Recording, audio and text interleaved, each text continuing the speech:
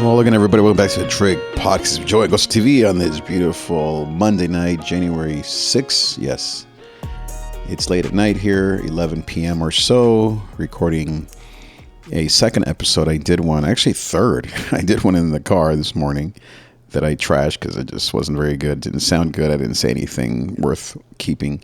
Then I did a live stream, which was awesome, just chatting. You can check that on my YouTube channel and Instagram and Facebook and Twitch and all the places. And then this one is just audio only, which I kind of was wrestling with. I thought, do I need to do audio separately?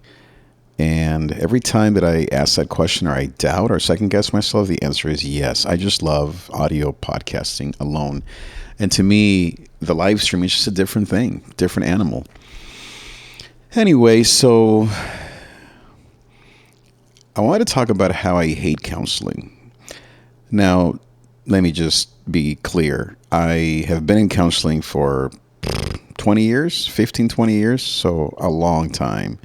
Paid hundreds of thousands of dollars. I mean, every shot is $100 at least, if not more. I think I'm paying $125 right now. Something, maybe $135, something crazy.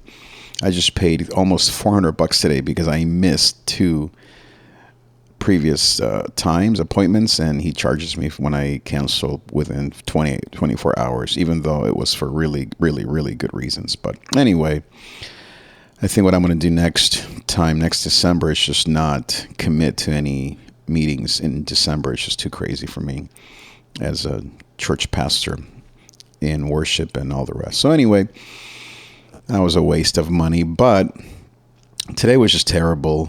And normally I am very, very, very thankful for my meetings and for my therapist who I've known for many years. So nothing to do with him per se, but I just found myself being grumpy at the things he was telling me. And I won't go into detail. It wasn't really anything that deep, but it was mostly just not flowing with me in terms of my goals to level up this year.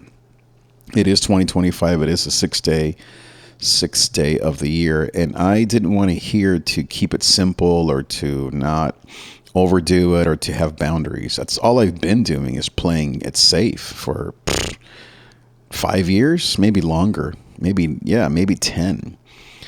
And the one day that I finally kind of got to the end of myself, that I went and said, hey, I want to go big for my therapist, and it's not the money, just for my friend and therapist and the one who knows me so well, to tell me, hey, just don't get so crazy and don't get addicted to success and all that stuff. I'm like, come on, man. I need someone to just run up with me and run fast and level up with me and to say, do it. You can do it, David. Go for it, Trig.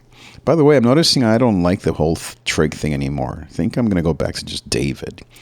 Trig is dumb and stupid. It's not my name. My name is David Trigueros Morales, David Albino. David Trigueros, that's my name, not Trig. But anyway, I don't know. I'm feeling a little edgy today, if you can tell.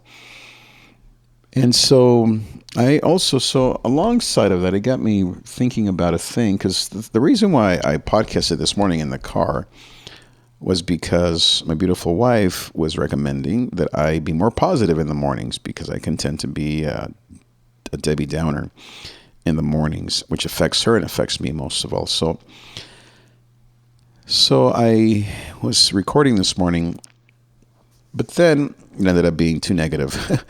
So then I read something that really, really, really helped me, that I kind of included towards the end of this morning's episode, which is not published. I deleted it.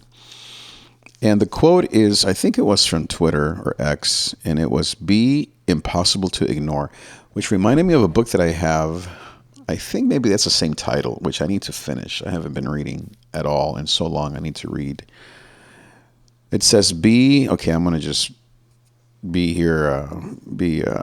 just read it almost like it says. It says BF in impossible to ignore, so I'm not going to say that word, and I apologize for that. But anyway, so that's what it says, the quote. I love the idea of being impossible to ignore. I am someone who, that's how I used to be. Going back to the whole therapy thing, that's what made me mad. I was telling my therapist, I want to go back to who I was, this amazing man. Instead, he took me back to the peaceful, quiet, unassuming David. And that's not the David that I want to go back to. Now, he's right in that if I go crazy, I'm not going to find peace.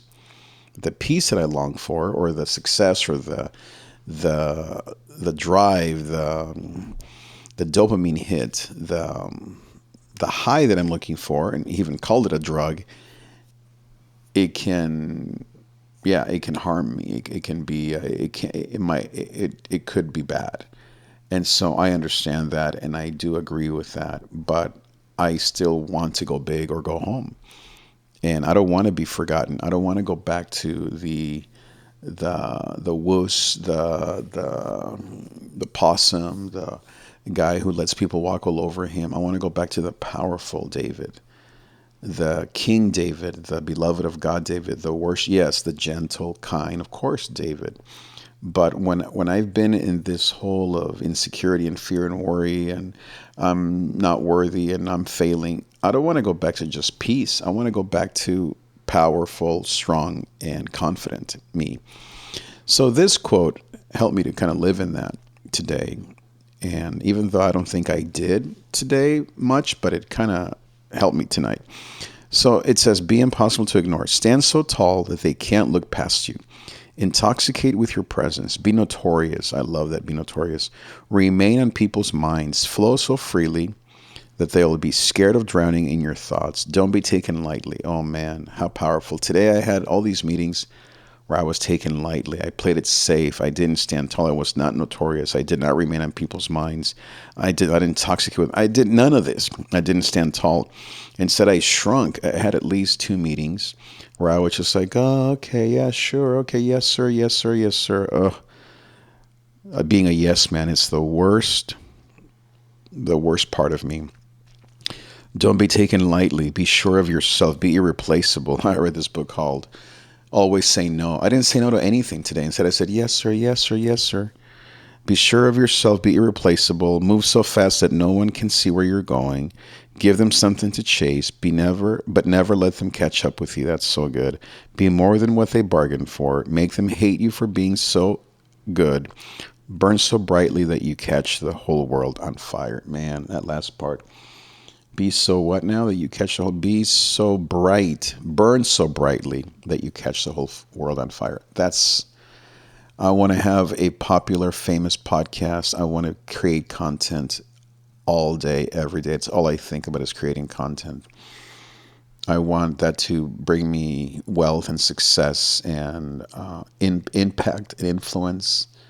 And I was watching Sneeko just earlier, just a little bit ago, 20 minutes ago, and he's making all these videos, kind of Casey Neistat style in New York. And he was saying how we're all tired of politics. Man, amen to that. I was just telling my friend how I don't want to hear anything about Candace Owens or Tim Pool and all these terrible idiot red pill or all that stuff. Andrew Tate and all that stuff. Man, I'm so sick and tired of politics and podcasts on politics and all these political pundits, including Pierce Morgan and all the rest, making money off of us, just hanging on their every vile and violent and yelling word. And I take blame for that. I'm accountable. And I stopped. I deleted my Instagram, my TikTok. I deleted my Facebook. I deleted everything. I'm creating content and posting, but I'm not scrolling or doom scrolling or any of that. And so that feels so awesome. And so I want to be epic, man. I want to level up. I want to be like Cliff. I want to be like who I am. I don't want to be like Sneak or Cliff. I take that back. I want to be the true version of myself. I want to be who God created me to be, free of fear and worry, free of man's opinions, free of my own past and trauma and blah, blah. And I want to burn so brightly that you catch the whole world on fire with my music, with my content, for the sake of Jesus, for the sake of what he's put in my heart, for the sake of people, to succeed, to buy things I want, to help everyone I want, to make millions, to be able to fill the world with content filled with peace and love and grace and God and all that he represents, and the church, bless the church, and to bless young and old, black and white, as long as I can. I'm running out of time. I'm not getting any younger. As people say, I'm 55 and I need to just focus. It's the beginning of a new year. And yeah, I need to work out and eat healthy. I did eat healthy today. Tonight, I had all day actually. I didn't have any breakfast, which I should have had some oatmeal. I love oatmeal. I had a protein drink for lunch and I didn't go to lunch and spend money. And then I had a bagel for the drive home, and then I had a healthy dinner. My beautiful wife made some amazing uh, carne asada and quesadillas kind of thing, very healthy with a salad and water. And I'm starving right now, and I want a pizza, but I'm not going to eat a pizza. And so I'm just committing, and I took Roxy for a walk, which is not exercise. It's just moving my body a little bit, but at least I did that. I helped my beautiful wife and to get out of the house and or whatever to walk my beautiful dog. And so yeah, I don't know. I'm tired of being that worry, fear, blah blah trig. I want to be David, King David, beloved of God, powerful, creative, ambitious in the right way, wanting success and wanting to bless the world and wanting to be true to the gifts and the talents that God's given me, especially in music, in teaching His Word, and in media content creation. In Jesus' name. Thanks so much for being here, and I'll see you next time. Adios.